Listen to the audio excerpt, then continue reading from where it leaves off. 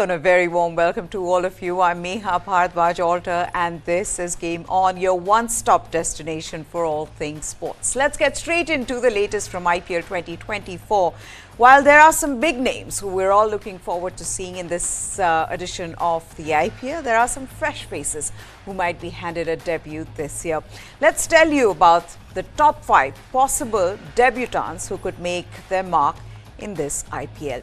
We begin with Rachin Ravindra. At 24, Rachin Ravindra was a breakout star at last year's ODI World Cup in India, where he finished as the tournament's 4th highest run getter with 578 at an average of 64.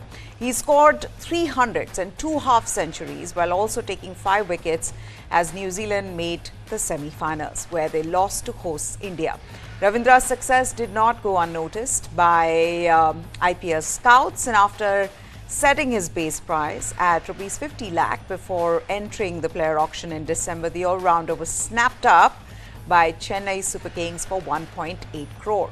The Wellingtonian, whose parents immigrated from Bengaluru in the 90s before he was born, joins fellow New Zealanders Devon Conway, Mitchell Santner, Daryl Mitchell and former Black Cap skipper Stephen Fleming at CSK. Now, while Ravindra's overall T20I numbers do not suggest a match winner in the shortest format, his skill as an all-rounder has been valued immensely by the defending champions, and it could be that the youngster opens for CSK until Conway recovers from injury. And whenever Conway does slot back alongside Ruturaj Gaikwad, it could well be that CSK use Ravindra in the role of a floater like they did with Moeen Ali.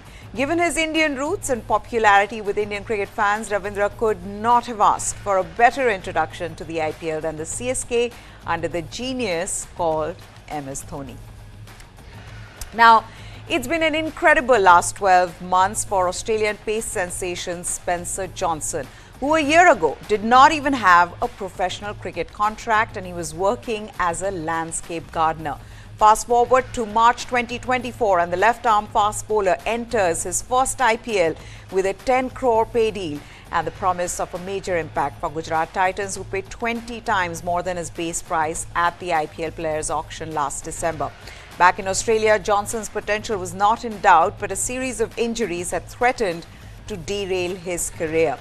However, his life changed in 2023 when he was handed a BBL debut last January by Brisbane Heat, after which Johnson made his first-class debut for South Australia.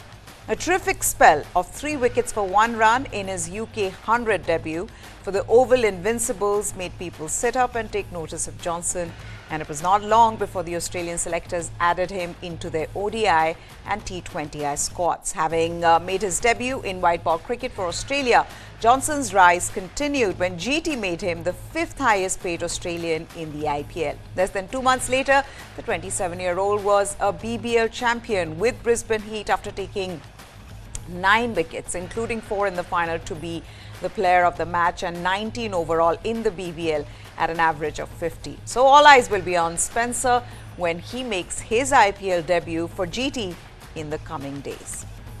Okay, staying with the topic of meteoric rises, how can you not be moved by the emergence of Shamar Joseph in 2024? Hailing from a tiny village deep in the jungle of Guyana, the 21-year-old pace bowler was selected for West Indies tour of Australia earlier this year without any international experience and having only 18 months before taking the decision to quit his job as a security guard to actively make a career in cricket. A first-class debut and CPL debut followed before Joseph's reputation of bowling very fast saw the West Indian selectors send him to Australia for 2 test matches.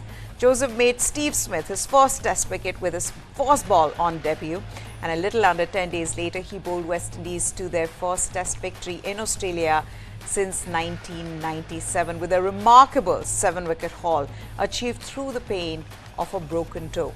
The following month, Joseph found himself at the IPL with a 3 crore deal as replacement for England's Mark Wood at the Lucknow Super Giants, where he joins David Willey and Naveen Haq as the franchisee's overseas pace bowlers. Whether or not LSG hand Joseph a debut as the IPL starts is not certain, given the presence of several established foreign players, but it would cap a magnificent story if the rookie pacer plays in the world's leading T20 tournament just months after making his international debut. Now, it is a sign of how IPL scouts operate that an unheralded talent like Sameer Rizvi found his name as part of the bidding war between Chennai Super Kings and Gujarat Titans at the IPL player auction. The UP-born cricketer, all of 20, was snapped up by CSK for 8.4 crores. This was last December from a base price of 20 lakhs. A hard hitter off the ball, whose exploits at the under-19 and under-23 levels have made heads turn, Rizvi came into the limelight during the UP T20 League last year, where he was the highest run maker with 455 from 9 innings, including 2 centuries and an 84, as well as the league's highest number of sixes. Rizvi, who averages nearly 50 in T20 cricket with a strike rate of 135, enters the CSK family as a viable middle-order option. He can also bowl off-spin, which puts him in the category of fellow all-rounders Ravindra Jadeja, Moeen Ali and Rachin Ravindra. Known domestically as the right-handed Suresh Raina, young Rizvi might be on the path to success like his fellow UP-turned-CSK legend, given the reputation that MS Dhoni and CSK have in changing careers. Not widely known to the Indian audience before he played at last year's ODI World Cup in India, South African pace bowler Gerald Coetzee, should he stay fit, is shaping as a key figure for the injury-hit Mumbai Indians franchise. After setting the record for most wickets by a South African at any World Cup, Coetzee won himself an IPL deal with Mumbai Indians worth 5 crore rupees. This came after he took 20 wickets in 8 matches at the World Cup, striking every 19 deliveries while impressing with his speed across Indian grounds. While he's been part of the Rajasthan Royals squad earlier, now that he is at a high-profile franchise such as Mumbai Indians, who've been depleted by injuries to Jason Behrendorff and Dilshan Madhushanka, the prospect of Coetzee bowling in tandem with Jasprit Bumrah has set tongues wagging. And should he be past fit, Coetzee should join Australian Tim David as the first names on the team sheet where overseas players are concerned. The questions over his fitness, given that Coetzee did not play the SAT20 this year, and with an eye on the T20 World Cup in June, Cricket South Africa is there closely, in fact, monitoring the fast bowler's movements as he works with the Mumbai Indians medical staff to get him fully fit from a groin injury. So, if Coetzee is fit and he returns, as fans expect him to, he could prove a handful, particularly on that Wankhede Stadium surface, given that he regularly touches that 150 km/h mark. Okay, let's move on from debutants to a veteran. There was never any doubt about Virat Kohli's popularity, but have you wondered how popular he is? We'll tell you. A latest report on sports content consumption in India has revealed that 35% of around 68 crore people who watch sports transmission in any form are huge Virat Kohli followers.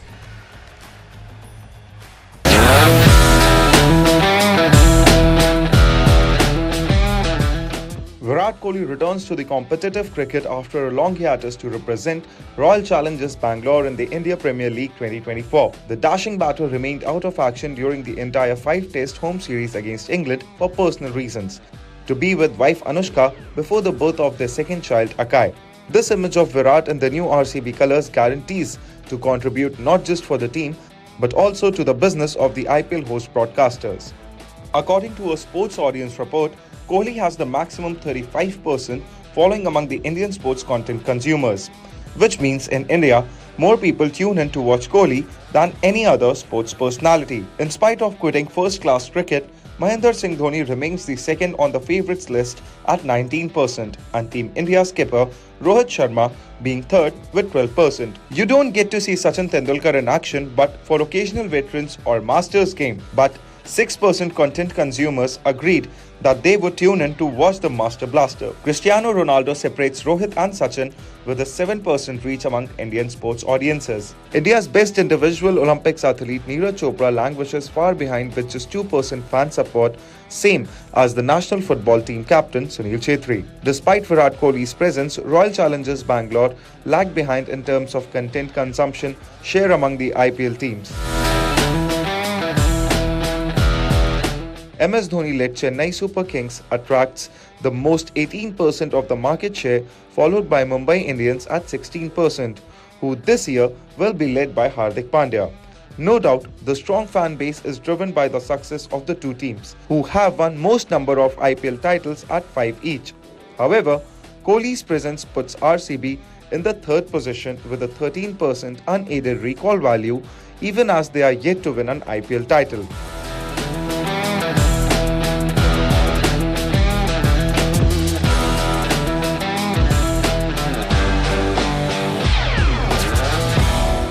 Delhi Capitals and Sunrisers Hyderabad remained on the lowest pedestal with 7% each. The market share is determined on the recall value among the consumers without any marketing or other promotions.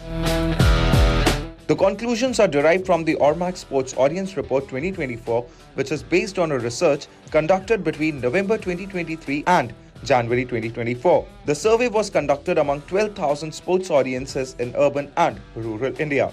It included 21 sports disciplines, 53 sports events and 52 clubs and franchisees to find out sports viewership behavior of Indian audiences on several aspects. Goes without saying, cricket attracts 90% consumers in the 678 million strong sports content market in India, followed by football and kabaddi.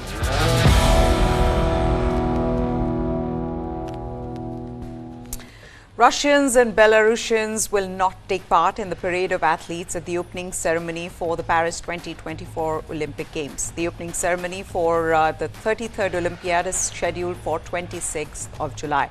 The decision was confirmed by James McLeod, who is the Director of Olympic Solidarity and NOC Relations for individual and neutral athletes. AINs will not participate in the parade of delegations teams during the opening ceremony, since they are individual athletes, but an opportunity will be provided to them to experience the event. This is the same scenario that was used for independent Olympic participants at the Olympic Games in Barcelona in 1992 for athletes from the former Yugoslavia. Secondly, a decision regarding the participation of AIN in the closing ceremony in Paris will be taken at a later stage, taking into consideration that not all teams that enter the closing ceremony, but it's more all athletes joining together. Thirdly, during the victory ceremonies, an AIN flag will be flown and the AIN anthem will be played should an AIN athlete win a medal. A flag for AIN has been approved and an anthem has been approved. The anthem has no lyrics and has been produced solely for the purpose of the AIN in Paris. The IOC-EB also agreed the medals won by the AIN would not be displayed on any NOC medal table. We will allow them to, we will invite them, and we'll be very pleased to have them to experience the event. The one element that they will not be doing is just the parade of the delegations on the boats in the Seine. The rest of it, we will make sure that they can enjoy the experience. The IOC Executive Board discussed the eligibility review process and agreed to establish an individual neutral athlete eligibility review panel to evaluate the eligibility of each athlete with a Russian or Belarusian passport who obtains or who could obtain a qualification place for the Olympic Games Paris 2024 and that of their support personnel. That leads to the question about the status of the Russian and the Belarusian athletes during the opening ceremony. What is it that IOC have decided on this matter? Listen in. Our experts currently project that under the most likely scenario, 36 AINs with a Russian passport and 22 AINs with a Belarusian passport will qualify for the Olympic Games Paris 2024. The maximum number, which is unlikely to be reached, would be 55 and 28 respectively. These numbers have to tell to the 330 athletes from the Russian Olympic Committee who took part in the Games in Tokyo, and the 104 athletes from the National Olympic Committee of Belarus that took part in the Tokyo Games. With respect to the Friendship Games, we don't see that as a rival to the Olympic Games, of course, and I think the statement and the declaration is very clear that the view that we have relating to those games is very much linked to the politicization of sport. As you know, the Olympic Games is not a political event, and it is there for the 206 national Olympic committees of the world. And one of the reasons we wanted the executive board to put out the declaration was to make sure that the position of the Olympic movement was very clear vis-à-vis the politicization that is growing and growing across the world, and making sure that everyone was clear on our position relating to those games. Now, expectedly, Russia is not happy with the International Olympic Committee's decision to ban the Russian athletes from the opening parade of the Paris Olympics. Kremlin spokesman Dmitry Peskov has said that the decision does not paint the IOC in a good light. He also called it a violation of the athletes' interests that ran against the entire ideology of the Olympics. He went on to say, and I quote, "We take this in a negative way. Of course, this destroys the concept of the Olympics. It's a violation of the athletes' interests. This completely contradicts the entire ideology of the Olympics. This makes the IOC look bad." As for the participation of the Russian team, we noticed a statement of one of the IOC officials that there wouldn't be any additional demands on athletes, and that they won't be asked to sign any additional papers. This is rather positive information, and we will go on monitoring this situation.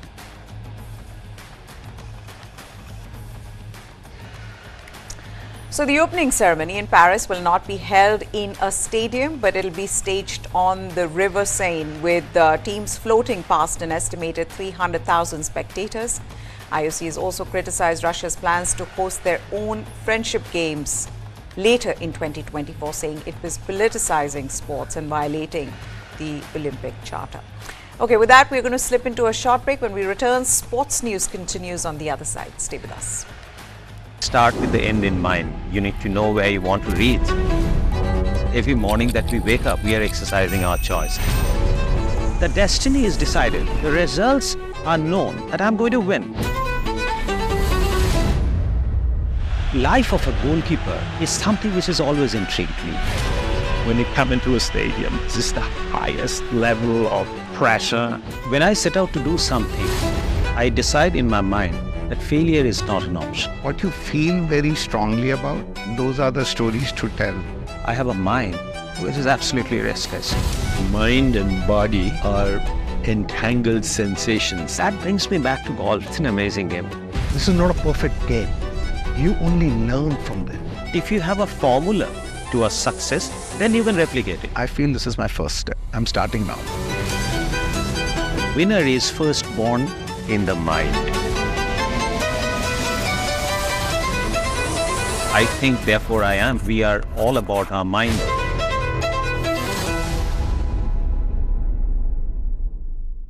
This and more. Streaming on News9, plus subscribe and get free vouchers. Welcome back. Argentina captain Lionel Messi is out of this month's friendlies in the United States due to a hamstring injury. The Argentine Football Association has confirmed that the 36-year-old forward had to miss Inter Miami's Major League Soccer game at DC United on Saturday after coming off injured in their midweek CONCACAF Champions League win against Nashville. Messi is the latest absence for Lionel Scaloni's side following injuries to AS Roma forward Paulo Dybala, Bayer Leverkusen midfielder Exquel Palacios, and Bournemouth defender Marco Senesi. Argentina face El Salvador on Friday at Lincoln Financial Field in Philadelphia before playing Costa Rica 4 days later at the Los Angeles Coliseum. Ahora sí.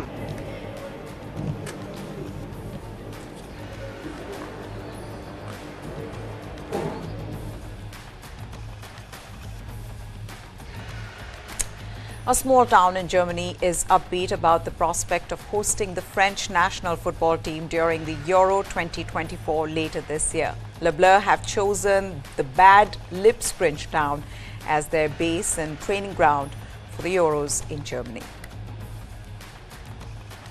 The small German town of Bad Lippspringe will host the French national soccer team during the Euro 2024 tournament this summer. Local officials are excited that Le Bleu chose their town as a base and training ground during the tournament. Town Mayor Ulrich Langer. The whole town is incredibly proud that one of the title favourites is coming to Bad Lippspringe. They are setting up camp here, spending the night here and tuning up for the games here. And it has to be said that it's understandable that they're doing it here. We have great air, we have great conditions, the best conditions to become European champions. Langer says soccer star Kylian Mbappe is to be honoured with a 9-foot-tall sand sculpture. Meanwhile, local 4-star Park Hotel is getting preparations ready for the French team's arrival. Hotel director Thorsten Keiner. There is still a lot to organise. There is still a lot to do.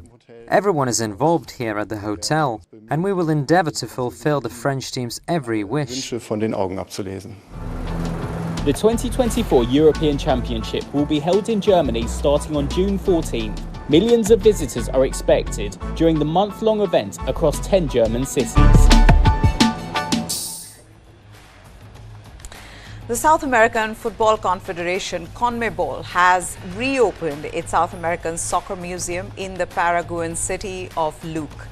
The new museum, which was originally opened in 2009, is dedicated to the history of football in the region. The venue brought justice to South American soccer, said CONMEBOL President Alejandro Dominguez.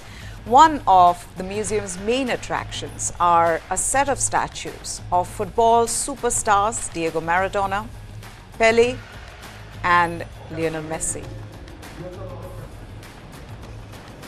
The CONMEBOL body had decided in March 2023 to place Messi's statue in the museum next to Maradona and Pelé, following Argentina's title triumph in the 2022 FIFA World Cup final.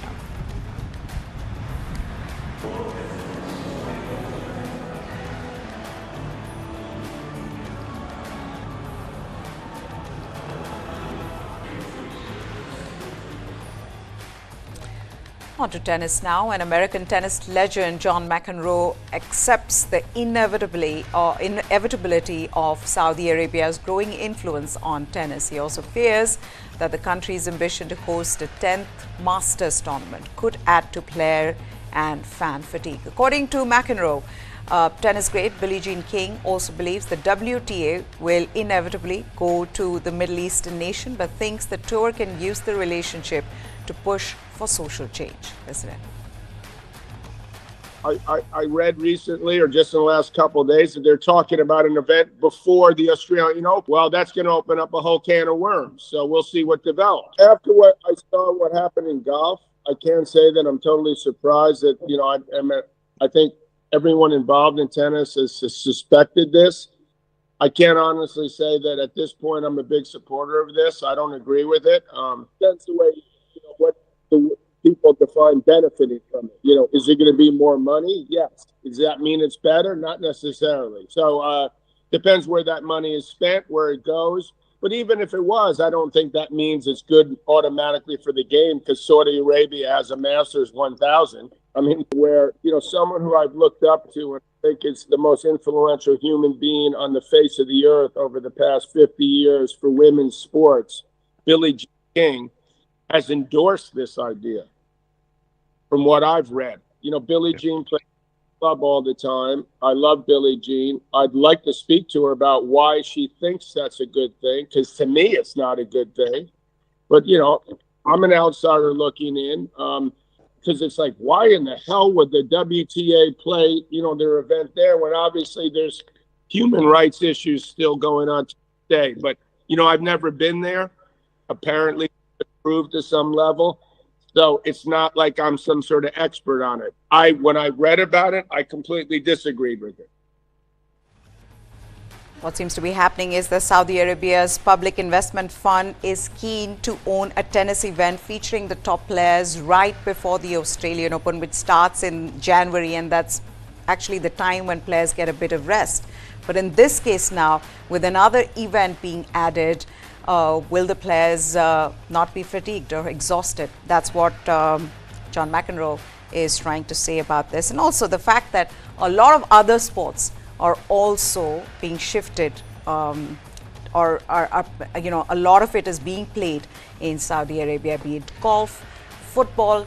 So yes, I think you know, they stand in contrast with what the spirit of WTA and the men's tour stands for in terms of human rights. Okay, we've run out of time, but thank you so much for watching. Hope you enjoyed the show. Goodbye.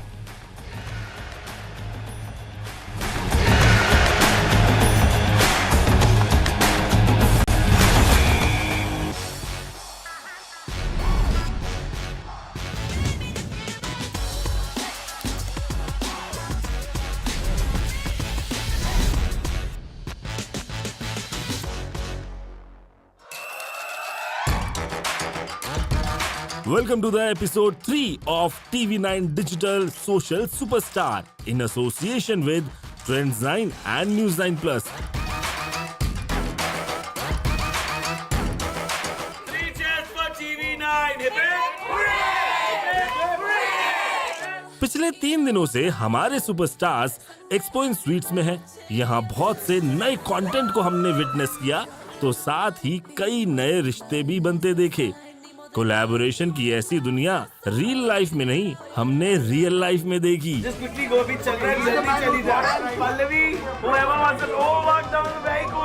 आइए आपको भी दिखाते हैं हमारे secret lens से इनकी bonding और मस्ती के कुछ बिहाइंड द सीन्स।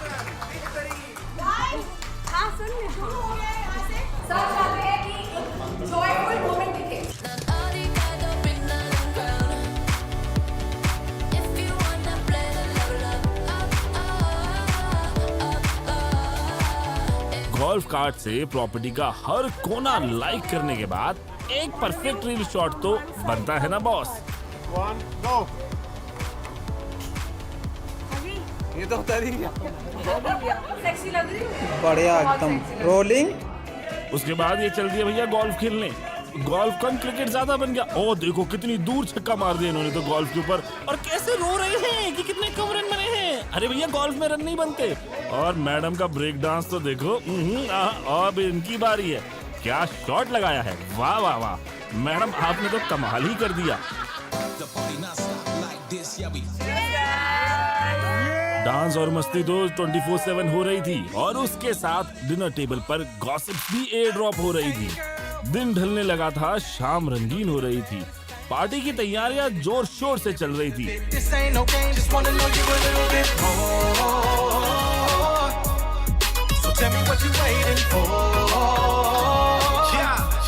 कुछ लोग म्यूजिक के ऊपर ग्रूव कर रहे थे, तो कुछ माइक उठा के अपना नया टैलेंट शोकेस कर रहे थे।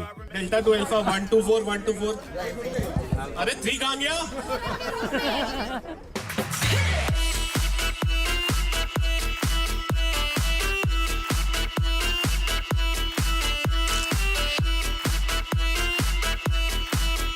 Got up so early, still I'm running late. You're gonna bling tonight, right? Yes, because this is starry night. इसी के साथ एपिसोड 3 तो समाप्त हो रहा है, लेकिन हमारे सुपरस्टार्स तैयार हो रहे हैं सबसे बड़ी गाला नाइट के लिए, जिसमें होगा glamour, glitter and lot of fun.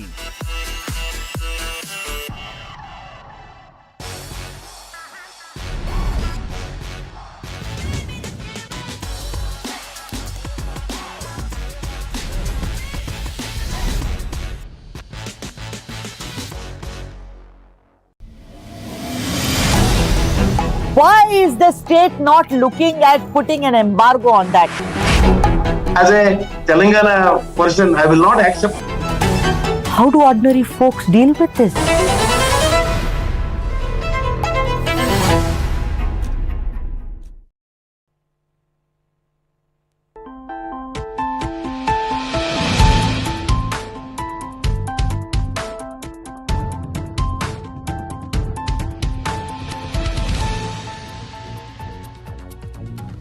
The top headlines we're tracking for you this news hour. The Bharatiya Janata Party has lodged a formal complaint against Rahul Gandhi with the Election Commission of India.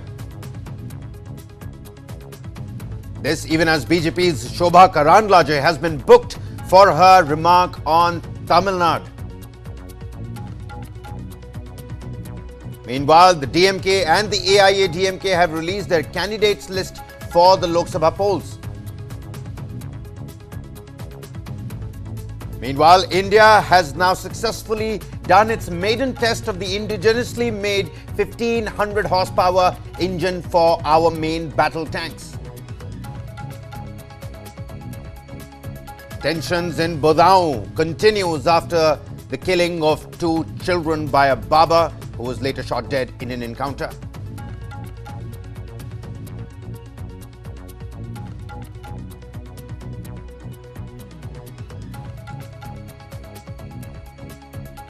And in fact, big news that we're tracking for all our viewers. Pakistan's Gwadar port is under siege, ladies and gentlemen, after armed assailants forcibly entered the complex and opened fire. That's what we're tracking for you this news hour. Multiple blasts, they've been reported from the Gwadar port complex, and intense firing between the attackers and the security forces is currently ongoing. Big news that we're tracking from Pakistan's Gwadar port. The Gwadar port in Pakistan is currently under siege, ladies and gentlemen. This after armed assailants, they forcibly entered the Gwadar port complex and then began opening fire. Multiple blasts, and these are again initial reports that are in fact coming out of Gwadar port in Pakistan, is that multiple blasts have also been reported from the port complex. Particularly intense firing between the attackers, these armed assailants, and the security forces in Gwadar port is on. Only a day after Pakistan and Afghanistan, well, they've been exchanging retaliatory fire, albeit for different reasons. Now what we're picking up is that on the Gwadar port complex, there's proper fighting that's ongoing between armed assailants and Pakistan security forces. It is under siege is what we're picking up. After armed assailants, they forcibly entered the Gwadar port complex and then they opened their fires. And it's not just guns that we're talking about. Multiple blasts were also heard and have been reported from the port complex, and intense firing between the attackers and the security forces that continues. All right then, away from the big news, the top story that we're tracking for you this news hour, pay close attention. The Bharatiya Janata Party has lodged an official complaint against Congress leader Rahul Gandhi with the Election Commission of India. Union Minister Hardeep Singh Puri, in his complaint, has accused Rahul Gandhi of violating the IPC, several electoral laws, and of course the Model Code of Conduct. The BJP has drawn the Commission's attention to Rahul Gandhi's Shakti remark and said that the remarks was made with malicious intentions of insulting the religious values associated with the word Shakti. The complaint further said that the quote-unquote obnoxious statement has deeply hurt the sentiments of Hindus and also creates enmity among various religions. The BJP has accused Rahul Gandhi of jeopardizing the peaceful environment of the nation and said that it could pose a serious challenge to free and fair elections. The second issue raised in that particular complaint is of Rahul Gandhi's comments on the electronic voting machines, beg your pardon, the EVMs. The complaint says that Rahul Gandhi in his speech had raised false and mischievous allegations with respect to the authenticity of EVMs, despite the Supreme Court dismissing any allegations of irregularity with the electronic voting machines. The BJP in its complaint has submitted that such kind of disinformation and misinformation without verification of facts was prejudicial to national integration and can create public disorder. 100%, I read it out. कि ये हिंदू धर्म में एक शब्द है. I read out the exact thing of what he said, and then we went and made a detailed presentation. Here you are insulting the sentiment of the Hindu community, and then what does it mean? Ma Durga, Durga Shakti. What is he talking about? If he had not said Hindu dharm mein ye hai, he may have had some benefit of doubt, but he has gone straight into it and he's insulted the religious sentiments of a lot of people. He's insulted Nari Shakti, Mahila Shakti-karan. We are moving from women-centered development to women-led development. Here is the leader of a party talking this language. Shameful. Meanwhile, Jan Adhikar Party chief Pappu Yadav, he today joined the Congress party at its headquarters in the national capital ahead of the Lok Sabha elections 2024. Now, just late Tuesday night, the former member of parliament had called on the RJD Supremo Lalu Prasad Yadav, fueling speculations of a realignment with the RJD, which had fielded him from Madhepura in the 2014 Lok Sabha polls. But Yadav, whose wife Ranjit Ranjan is a Rajya Sabha MP from Congress, dismissed speculations of the merger of his Jan Adhikar party, even as he maintained that he had familial relations, emotional relations, not political ones with the RJD president, and shared Lalu Prasad's ideological stance against the BJP. He's now joined the Congress party. जन अधिकार party जो लगातार 3 चुनाव लड़ी, 2 विधानसभा, 1 लोकसभा, और क्षेत्रीय party बहुत सारे बिहार में सत्ता में भी रहे और कुछ पार्टी सत्ता में नहीं रहे। एक संघर्ष की एक बड़ी लंबी फिरहस्त है इस पार्टी की, न्याय की और सेवा की। हमारी पार्टी सेवा, न्याय और संघर्ष के लिए जानी जाती है। हम जब भी 5 बार सांसद रहे, 1 बार एमएलए रहे, हमारी पूरी विचारधारा कांग्रेस की आइडियोलॉजी के साथ और खास तौर पे कांग्रेस परिवार, कांग्रेस की विचारधारा हमें हमेशा एक मजबूत ऊर्जा देती रही है। हमारी राजनीति की नींव कंप्लीट रूप से सेकुलर, किसी भी धर्म, कौम और जाति की आइडेंटिटी पर कोई हमला नहीं, उसकी आइडियोलॉजी की सुरक्षा,